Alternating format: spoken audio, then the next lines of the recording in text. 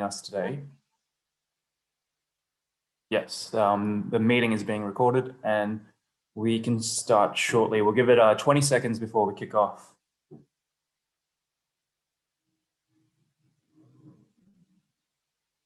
Great. Good morning, everyone. Thank you for joining us for our quarterly review of the SMA portfolio, so the Russell Investments Managed Portfolios. My name is Daniel Chu, and I'm the portfolio manager in the multi-asset team, and I've been running these portfolios. So I'll walk through the quarter. I talk about performance, I'll talk about the market outlook, and address any questions if you have any. Please type in your questions if you have any, and I'll address them. So I'll just kick off with what happened during the quarter. During the quarter, we had very strong returns across equity markets, credit markets, and growth asset markets. The key factor here was we had a mad November. We had 3 different major vaccines announced in terms of the results for third stage trials. So we had the first one, which was Pfizer, then AstraZeneca, and then finally Moderna came out, and all the efficiency rates were very high and the markets absolutely loved it. So there you can see in the blue chart, blue bars at the bottom, Aussie equities up nearly 14%, EM up 11%, A-REITs up 13%, commodities up 10%. Yeah, there was a whole risk-on move during the quarter. What also helped was a bit of certainty, slightly more certainty in the US presidential election, as Joe Biden defeated Donald Trump in a bitterly contested US election. At that point in the quarter, before the Georgia Senate runoff, which happened in January, it looked like the Democrats had won the presidential win and kept the House as well. And the Republicans would win the Senate. This was good for markets as it looked like it was a split outcome. That's good because there's no major change in policy. And as the quarter ran further and further, markets ran further. So that was positive. What also happened was that EM outperformed developed markets. So you can see the second bar chart, or second bar in the bottom left, international equities unhedged, that was up 6.5%, but EM equities were up 11%. So a very strong return there. This was partly because Donald Trump was taken out, I guess. So that provided more certainty for emerging markets. We must highlight how well global high yield debt did. So that's a big orange bar in the middle of all the orange bars, global HY debt.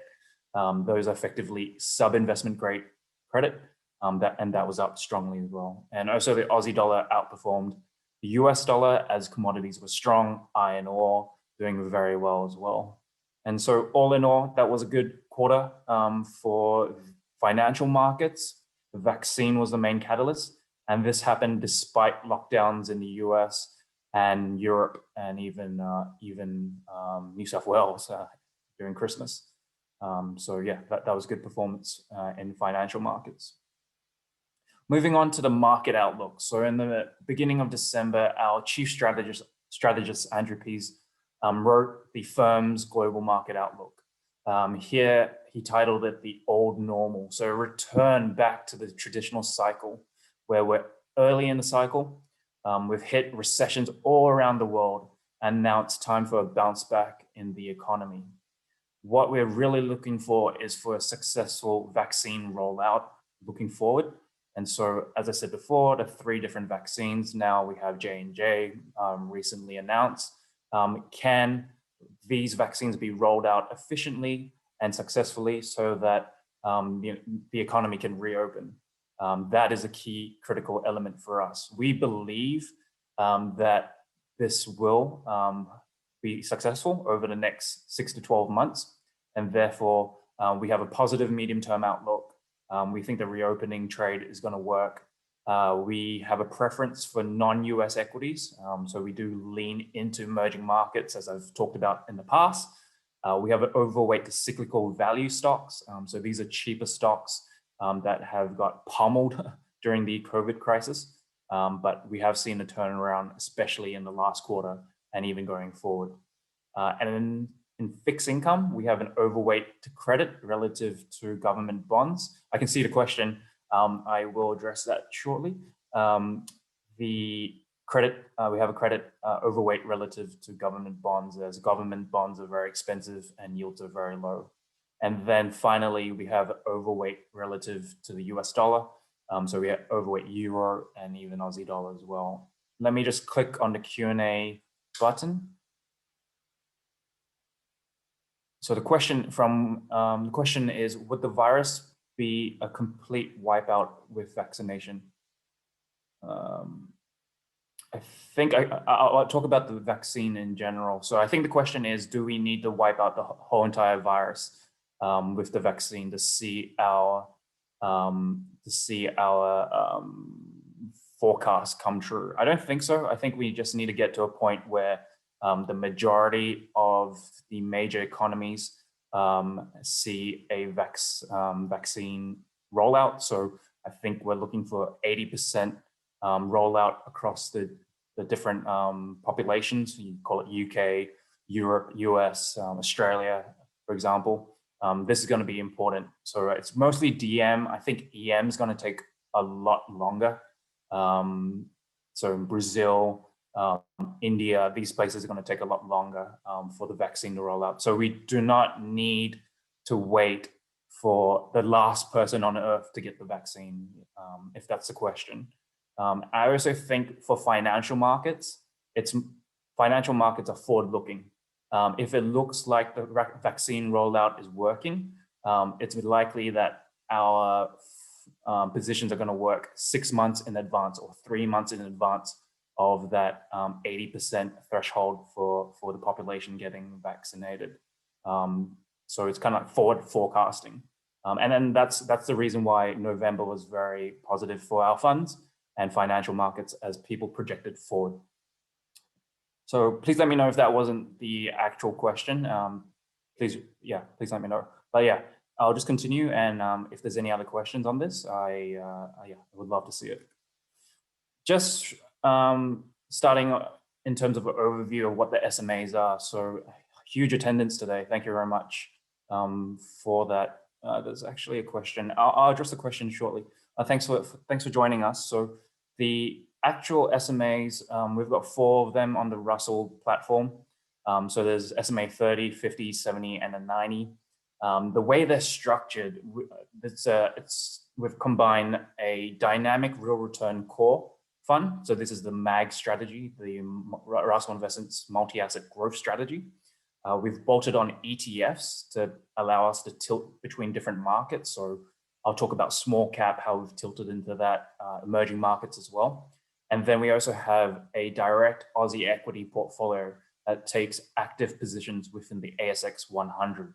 We believe that this is a very cost-effective way with low turnover for us to get active management into the portfolios, to be able to tilt between asset classes, and to also give your clients exposure to Aussie equity direct stocks. So that's the main structure of our portfolio. And yeah, we really appreciate your support. There was a question. Someone raised their hand. I'm not sure if the audio is open for questions, but maybe I'll just check the Q&A again one more time.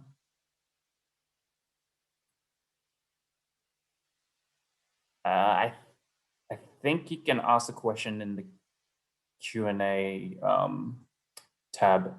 That would be appreciated. Yeah, thanks.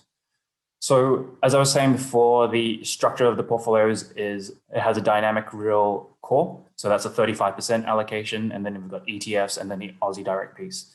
If you want to see that live in action, here is the asset allocations as at the end of December. I won't go through every single line item, but I'll highlight the main points here. At the bottom left of the left-hand table, you see all the dynamic real return strategies at roughly 35% for the conservative Div 50 and balanced. We then bolt on the ETFs. And so you can see under the global equities, we have Vanguards, iShares, EM, US equities, small cap. These are all ETFs. And then as I was saying before, we also have the direct Australian share portfolio, which we pick stocks, 30 stocks, up to 30 stocks within the ASX 100 that are tilted towards our preferred factors such as value, momentum. These are our main tilts. And if you look at the bottom right table, you can see how active the funds are. So this active is based on stock selection. And the portfolio's management cost is approximately 65 basis points.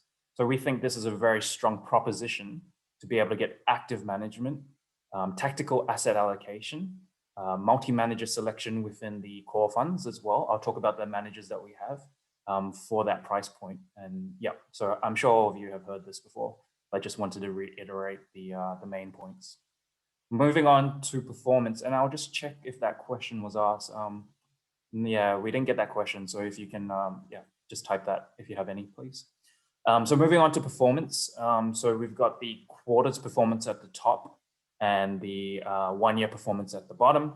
The quarter's performance was very strong. As I said before, equity markets were very, very strong. So the growth managed portfolio, which is a 90-10, 90% growth assets, 10% defensive assets, was up nearly 10%. That relative to the Morningstar index was up 160 basis points. And then relative to the Morningstar peer median was flat. And finally, relative to the custom SMA peer group, which is a collection of SMA peers that we track, such as, I don't need to name them, probably know all of them, is up 150 basis points. The other portfolios were very strong as well. So yeah, you can see that beating Morningstar index, beating Morningstar peer median, beating custom SMA. The key drivers for that, I'll touch on that in more detail. The key drivers for that were overweights to credit. So as I said before, high yield did very well. Loans did very well relative to government bonds. Secondly, we had strong stock selection within our sector funds that we hold in the dynamic real core. And then finally, something that I'm really happy with is we tilted to US small cap just before the vaccines were announced. And we added about 30 to 40 basis points purely from just moving from US large cap to US small cap. Yeah, one of the good case studies for ETFs here. So yeah, we're happy with that. For the 1 year, the performance is pretty flat across the board. So you're getting about 3 to 4% returns. Well, flat's the wrong word, consistent. Small positives, but consistent across the board, 3 to 4%. Against the Morningstar index, the funds are quite flat, slightly down on the balance managed portfolio, but these are net of fee returns relative to a Morningstar index, which is gross of fees. So when you factor in that can't get these for free, yeah, that's some outperformance, I guess. And then relative to the different peer groups, we're seeing outperformance.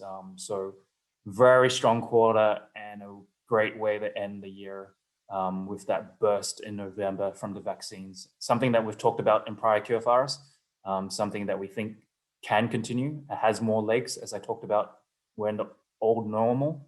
And so, yeah, these are the key drivers. Moving on.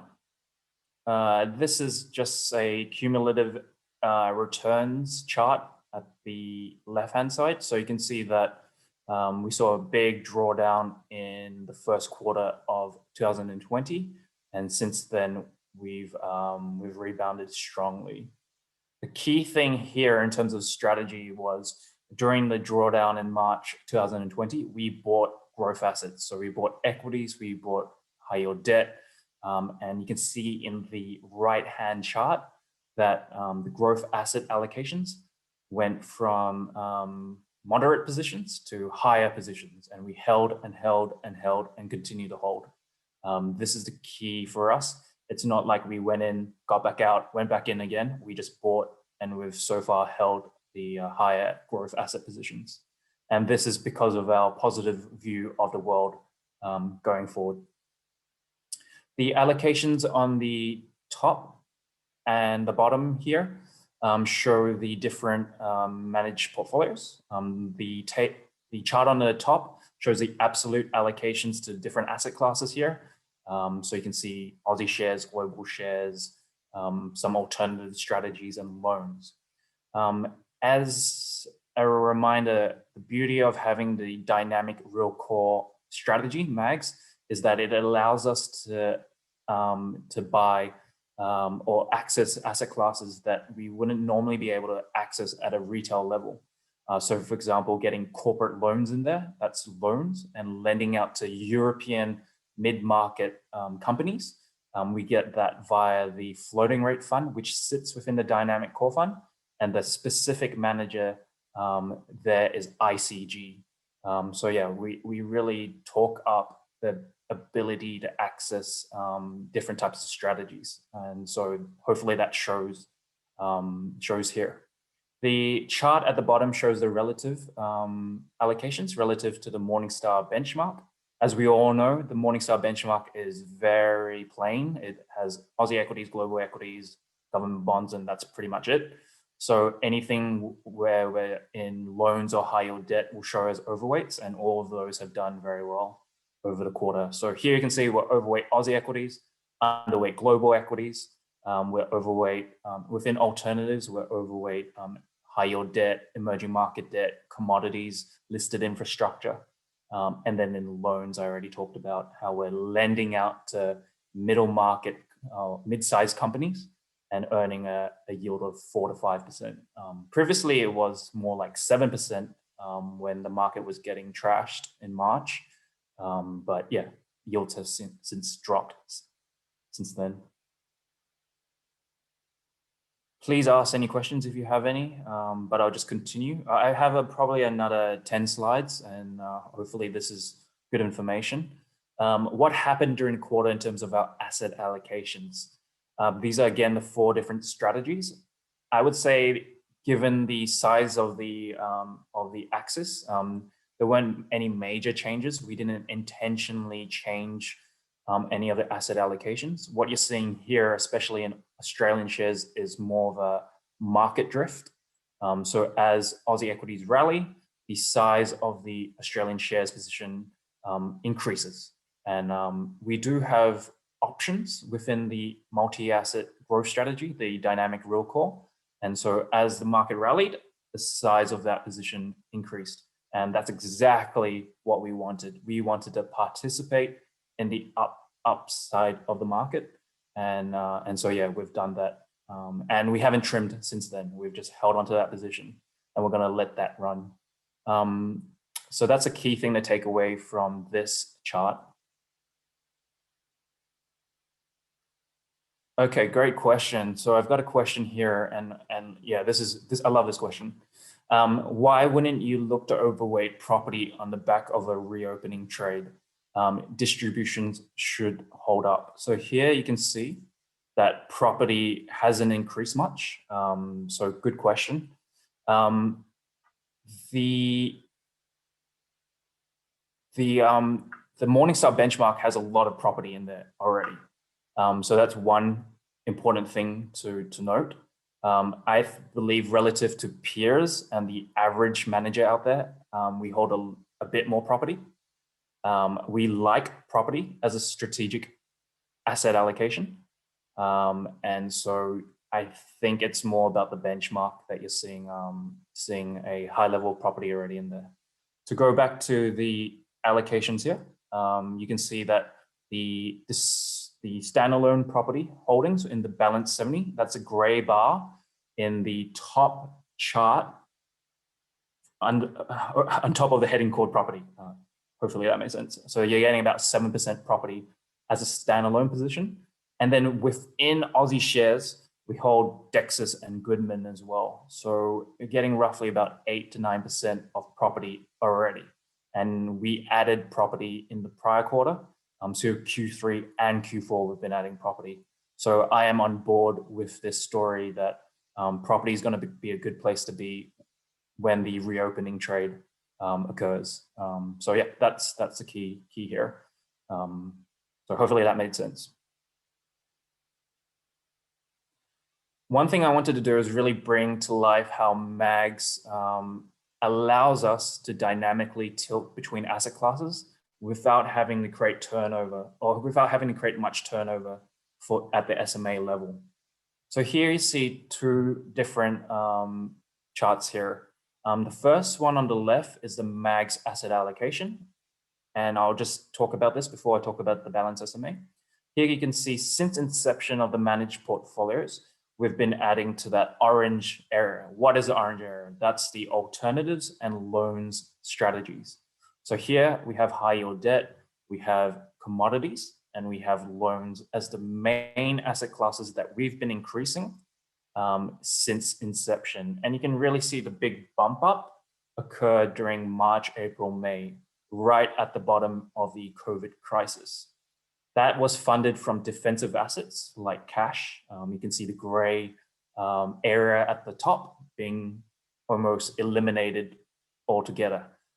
So we hold quite a low weight to cash right now, or one of the lowest weights to cash we've seen in a very long time. And hopefully that's pleasing to you as we work our cash really, really hard. What that means for the balance SMA as a portfolio manager here. Oh yeah, one thing I needed to stress was that I am in the portfolio management team in the MAGS, for the MAGS portfolio. So it's not like I'm leaving the asset allocations to someone else. We're running both of these concurrently, the MAGS strategy and SMA.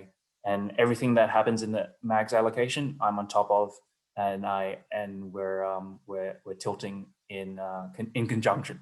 So what you can see here in the balance SMA here is that we didn't need to move much of the ETFs or direct shares. We had just allowed MAGS to increase its tilt towards loans and high yield debt, the orange bars, and to reduce cash. And so projecting from left to right, the balance SMA also went underweight cash and overweight all the other things that I've talked about already. And then the second example was we tilted from global equities towards Australian equities as well. And that tilt is slightly smaller, but you can see that light blue becoming smaller and the darker blue becoming bigger as we tilted between the MAGS portfolios. And as I said before, we can use options within MAGS as well. Right now, we have 13% of options within the MAGS asset allocation, within the MAGS portfolio. This means that if markets fall, we're cushioned and we only paid a premium out. And if markets rally, we're participating more and more in the rally. And this is something I showed in this bar chart here, how we participate more in the upside. There's another question. What's MAGS? So MAGS is the multi-asset growth strategy. So as I was saying before, the dynamic core strategy of the fund it was dynamic real return strategy, sits at the core of the fund. The actual strategy is called the Russell Investments Multi-Asset Growth Strategy Fund. And we abbreviate that by using the acronym MAGS. Yeah. And that was shown here as well in terms of the total structure. The orange bars is basically MAGS. Thank you for the question. Yeah, I hope to be able to talk about the high level stuff as well as more detailed things in these QFRs. As I know the strategy is gaining more popularity, I think it's really important to understand the underlying drivers as well. Yeah. So one of the things I was saying before was that MAGS is not only the strategy that we use to tilt between asset classes, but it also has active multi-managers within the MAGS strategy. And so here you see a sundial. I just figured out what it was called last week. This sundial shows the different asset classes, and it shows the different managers within the asset class. So here you can see in blue, we've got the global equities, Australian equities managers. We've got the credit managers in orange, and we've got the defensive managers in gray. I'll come back to this shortly, but on the right-hand side, you can see the table on the top. Those are the biggest managers by weight. So Vinva, which is an Australian shares quant manager and hedge fund. We have about 12% there. In Metrics, which I'm sure a lot of you would know, we've got Australian corporate loans, and then we've got some other managers like Sanders. I talked about ICG before. Those are the guys that lend to mid-market European companies.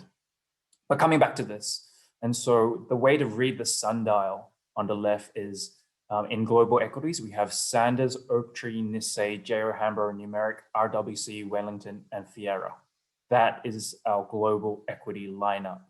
I can give you tons of detail on who they are. I'm sure it'll be probably too much information. But for this particular quarter, the Global Opportunities Fund was up 230 basis points. And you can see that in the bottom right table. You're going to ask me, what is the Global Opportunities Fund? That is the multi-manager global equities product that the MAGS fund invests in to get access to Sanders, Oaktree, Nissei, J O Hambro, Numeric, RWC, etc. And so what drove the 230 basis points in the global equity lineup? J O Hambro, RWC, and that's, yep, J O Hambro and RWC, they were up more, and Oaktree, I was looking for Oaktree, and Oaktree, they were up 10% relative to their benchmarks. These are regional specialists in EM, in UK, that have been able to take advantage of the uptick in the cycle and to outperform. So they've done very well. Yes, so the question was, please confirm that the performance of equities at the bottom right is relative to benchmark. Yes, that is correct. So all of those numbers at the bottom is relative to benchmark. And so I think I've given enough narratives here for the managers. So just to highlight, so the Global Equities Fund was up 230 basis points. The Aussie Opportunities Fund was up 200 basis points. In the Aussie Opportunities Fund, we have Allan Gray, Vinva, Firetrail, Ausbil. You probably know most of these managers, but Allan Gray shot the lights out and did very well. But because we don't have a massive position in the Aussie Opportunities Fund, I won't talk about that as much. Vinva is our main game in town.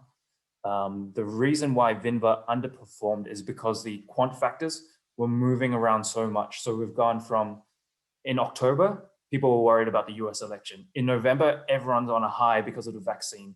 In December, everyone's worried about lockdowns. So when that happens, the quant managers, the signals can get really choppy.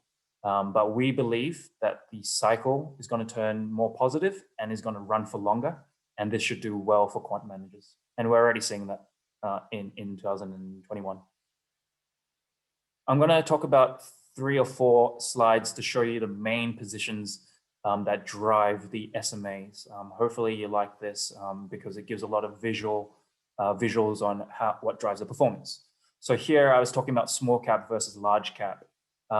Small cap, so this is the global small cap index versus the global large cap index. Please look at the orange bordered charts on the left-hand side for the quarter. And if you want to see what happened over the year, you can look at the gray ones on the right.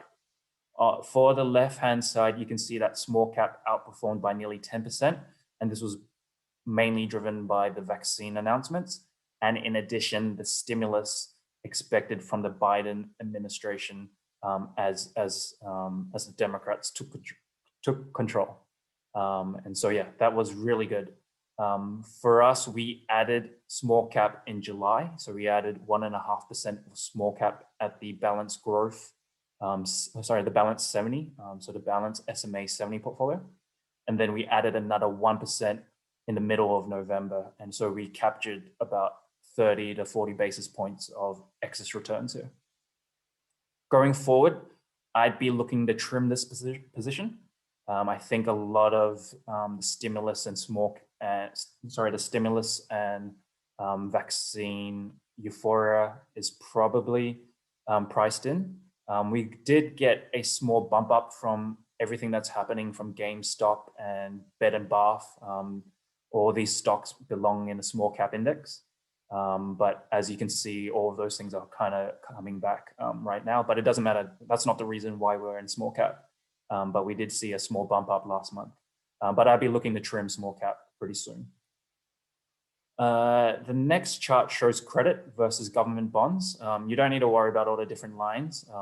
What you can see here is the credit managers, the credit in blue, global high yield debt, fell, and then it bounced back with a vengeance.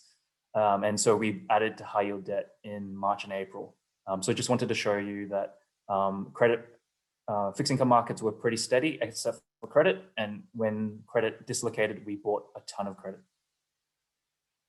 The next slide is emerging markets relative to developed markets.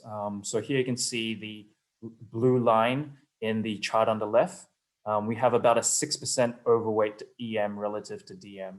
And so when EM outperforms DM by 5 to 6%, performance is going to be very strong. And the reason why we're overweight EM is better valuations, better cycle over the long term. So we expect higher returns from a economic growth perspective. And so, yeah, we've been tilted towards EM. I went too far forward and I had to go back to EM. So I've already talked about these slides. The next one is direct shares. And I'll be wrapping up shortly, so hopefully you can stick around for a bit longer. Please ask any questions if you have any. I know direct shares is very important and interesting for clients. So what are the direct shares? This is a portfolio of 30 stocks that we've selected based on their quantitative attributes. We like stocks that have high momentum and stocks that have that are cheap value. So you can see the factors at the top of the table here. So 35% momentum, 30% value, 15% quality, 10% low vol, 10% growth.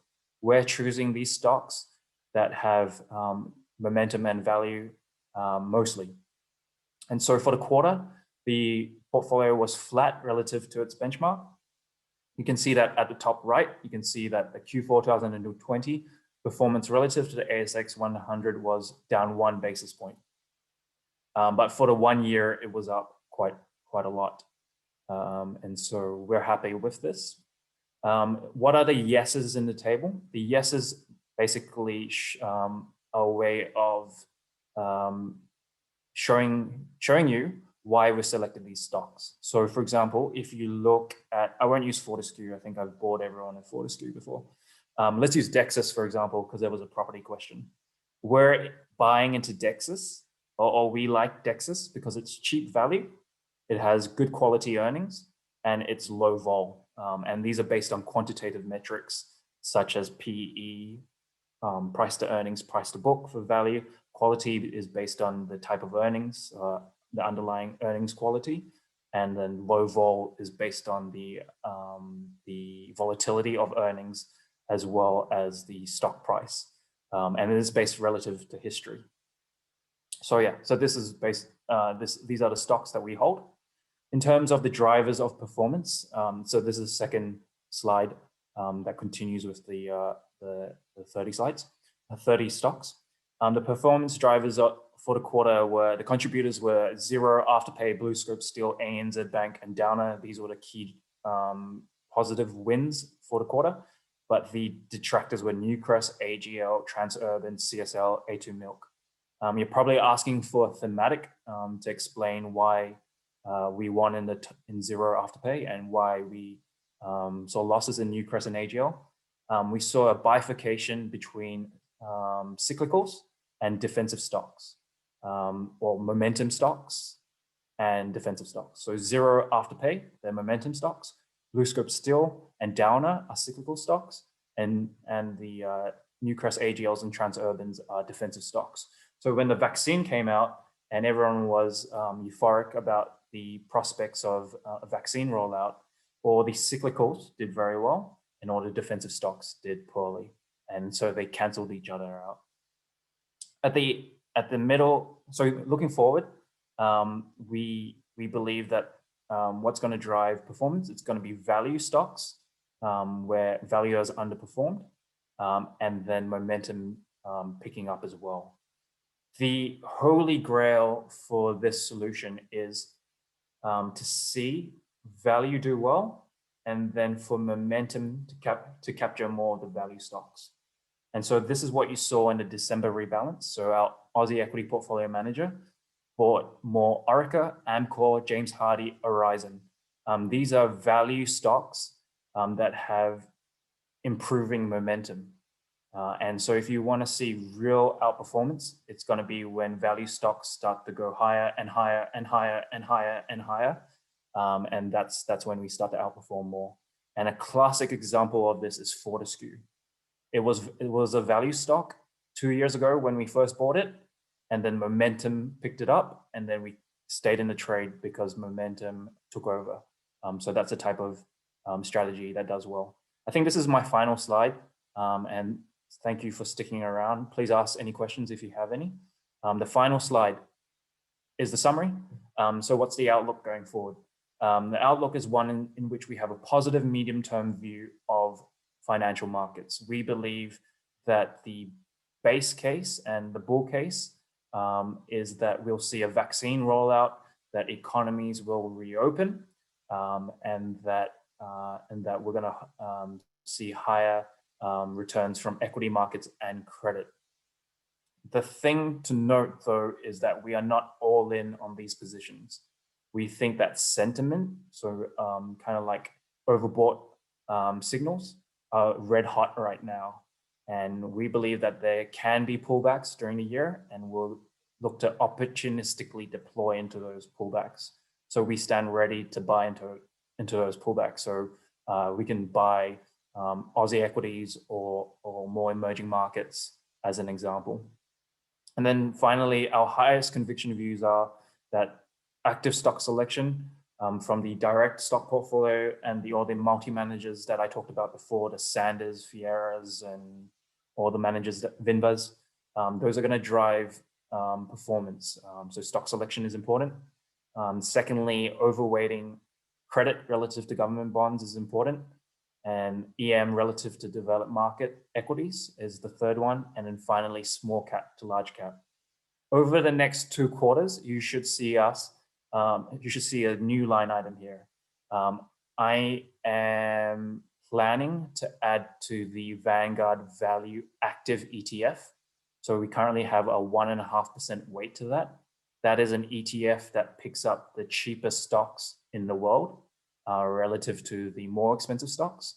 And so we're convicted that the cheap stocks will outperform the expensive stocks because the market has priced in too much or too high expectations for the growth stocks. And so you'll see that global value ETF increase. My target is around 3 to 4%. And so that should be a bigger driver. And as I said before, looking to trim small cap. But yeah, we're staying patient. I've got a question from here. Yes. So the question is, are there Australian equity stock selection decisions made by a team? Similarly, for the underlying fund selection decisions? Yes. So the question is a good one. And I love these questions, so please, it helps everyone answer these. Where should I go with this? Okay, so the direct Aussie equity share portfolio is run by the portfolio manager. His name is Andrew Xenanos. He is a Russell Investments portfolio manager. And so he runs the portfolio for you and for me. Yeah, so he's the portfolio manager. Similarly, for the Aussie Opportunities Fund and also for Vinva, we have Andrew Xenanos and Simon Parrish, who's our CIO, running the Aussie equity allocations here. So yeah, so they're highly experienced portfolio managers looking at Aussie equities. And I'm in the multi-asset team, so really relying on their expertise. And they visit the managers every quarter. They have direct links to all the managers. And yeah, so they have that engagement. Got another question. So this is the second question from this gentleman. Thank you. That's great. Do you invest in currency investments in Forex? If so, which currencies? So the question is, what are the FX positions? So the FX positions today, I actually don't have a chart of this. Let's go with this, the summary slide. The currency positions today are relative to the benchmark. We have a 6% overweight relative in Aussie dollar terms. So we've been enjoying the rally in Aussie dollar. In the Aussie dollar, we also have a 2% overweight to the yen. And so the reason for this, and what are we underweight? We're underweight the US dollar. So the Aussie dollar works well in a cyclical environment, which we were talking about before, where we have a positive view of the economy. And the reason for the yen is as a defensive lever.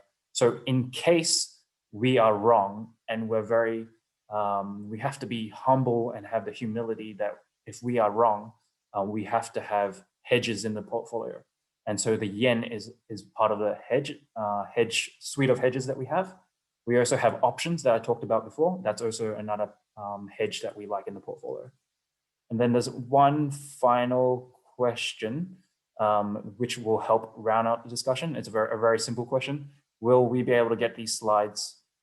Thank you very much. Yes, you'll be able to get these slides, and we'll probably post this online, or we'll get that sent to you.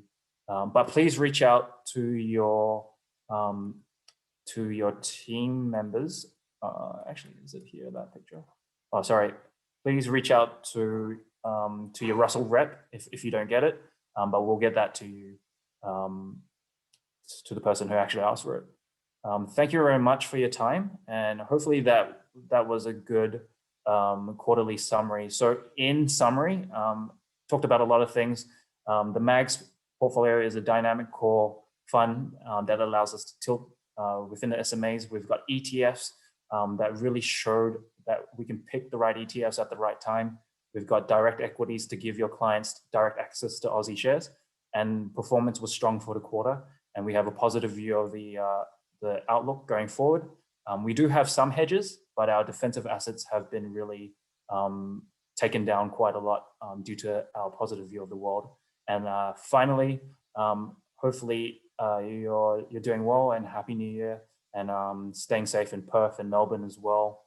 And yeah, we'll close there, and thank you for your time, and really appreciate all of your support. Please reach out if you have any questions. Thank you very much. Goodbye.